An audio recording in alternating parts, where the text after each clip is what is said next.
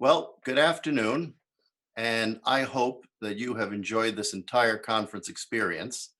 I am grateful to our two closing plenary speakers for sharing their insight and certainly for the support of our Nevada-based colleagues and our work.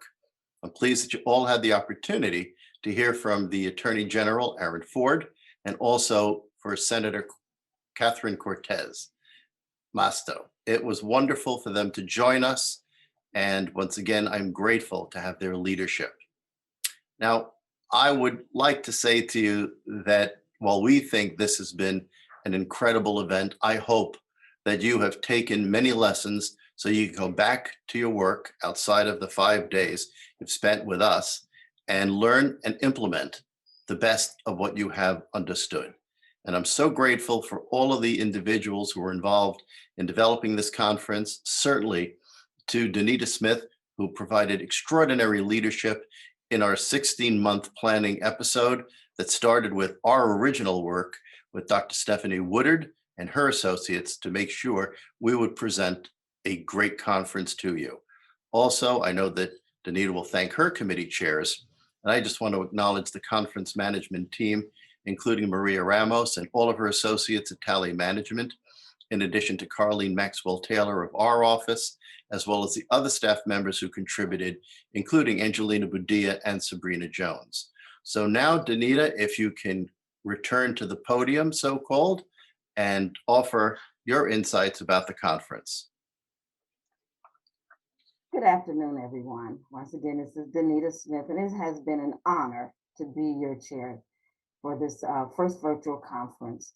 I hope you all enjoyed this exciting and remarkable conference, forging partnerships to improve access to treatment.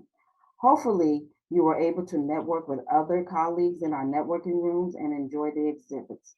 And although my journey as the chair was not how I imagined it would be 16 months ago, as Mark just noted, yet it has been an amazing experience. As Pastor Joel Osteen once said, you can be pitiful or you can be powerful, but you cannot be both. Get over it. You will be brought into new beginnings. And this is what this conference has meant to me. And I hope you all have enjoyed it. I want to thank everyone again for your participation in our virtual conference, from our hosts, keynote speakers, and attendees. I would also like to extend a special thanks to Dr. Miriam Adelson for her great leadership and compassion, to our Nevada state representatives, especially Dr. Woodard and Kim Briggs, the Nevada Opioid Treatment Association members, all of the conference committee chairs and their teams. You guys have done a wonderful job. Thank you sincerely. And lastly, our conference management team, Mr. Mark Perino, Carlene Maxwell Taylor, Angelina Badia, Sabrina Jones, and Tally Management, including Maria Ramos, as well as our keynote speakers today. Thank you. And with that, and I appreciate that, Danita. So now we're going to turn to Dr. Kenneth Stoller.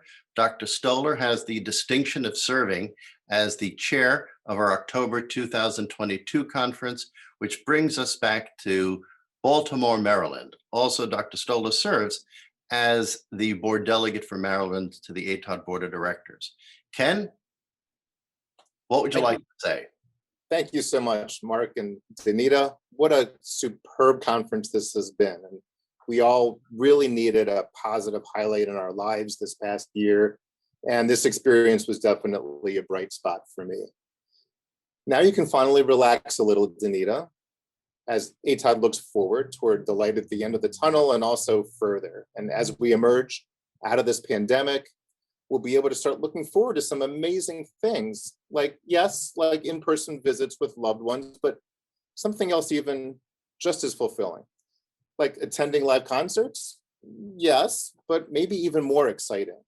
Yes, the fall 2022 ATOD conference will in fact be held in Charm City, Baltimore, Maryland. It's been 5 years since we've had an ATOD conference in Baltimore. And after this past year, I have to admit, it feels in some way like it's been 50 years. But those of you who were there with me in Baltimore last time in 2016, remember how awesome our Baltimore conferences are. You might recall how after a day of stimulating lectures, networking, poster sessions, and plenaries, how fun it was to relax at a harborside restaurant, eating with colleagues, both old friends and those newly met, while listening to the lap of the water next to us, as opposed to that all too familiar tap of the keyboards as we multitask during Zooms.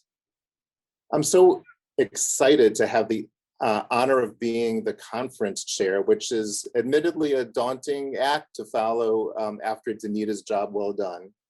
But I feel so very confident, given the conference team that we will be assembling, including so many Maryland State Chapter members who I'm proud to call my colleagues and friends, and given the progressive and really trailblazing Maryland BHA leadership, including our State Opioid Treatment Authority, Frank Dyson, our Deputy Secretary of Behavioral Health, Dr. Aaliyah Jones, and so many others. 2022 promises to be the best ATOD conference ever. We're so fortunate also that Baltimore is so convenient to all areas of the field and tends to draw a really wide range of participants, including policymakers from DC, such as SAMHSA, DEA, and the White House ONDCP, to researchers at University of Maryland and Johns Hopkins, to pharma along the New Jersey Turnpike, and to treatment leaders in Baltimore, DC, Philadelphia, and New York City. The fall 2022 ATOD conference will be a great convening of minds in a wonderful city with a long and deep history of opioid treatment programs, which conference participants will, of course, have the opportunity to tour in person. So, in closing, and in preparation for seeing you in 2022, I just want to start by teaching you 2 words in Balmorese. That's the language we speak here. Our wonderful city is called Baltimore. It's not Baltimore. It's 2 syllables, Baltimore. Secondly, we don't call each other sir or madam here. We call each other hun. That's spelled H-O-N. It's an endearing term that simply implies friendliness and works for any gender. They say it's short for honey, but we never say that. It's always hun. So everybody call out together, repeating after me. See you in Baltimore in 2022, hun. Thanks. All right, Hun. Well, thanks very much for that. I know it's going to be an exciting conference event. I appreciate you have the 5-year-old conference hat on, so thank you for bringing that along. And again, it's now our tradition to close out our 2021 conference as Danita passes the baton of conference leadership over to Ken. Here you go. Oh, I got it. All right, ladies and gentlemen, thank you, Danita. Thank you for all of your hard work. Ken, thank you for what you're about to endeavor on with all of our colleagues. Thank you for all of the people who made this conference possible. But most of all, thank you for joining us. I truly hope that all of you who participated leave better than you entered for the pre-conference sessions on Saturday. Be well in your travels. Be well, be healthy as we restore the nation to what it needs to be, a healthy place to live. Thank you all. Best of luck. Be well. Thank you.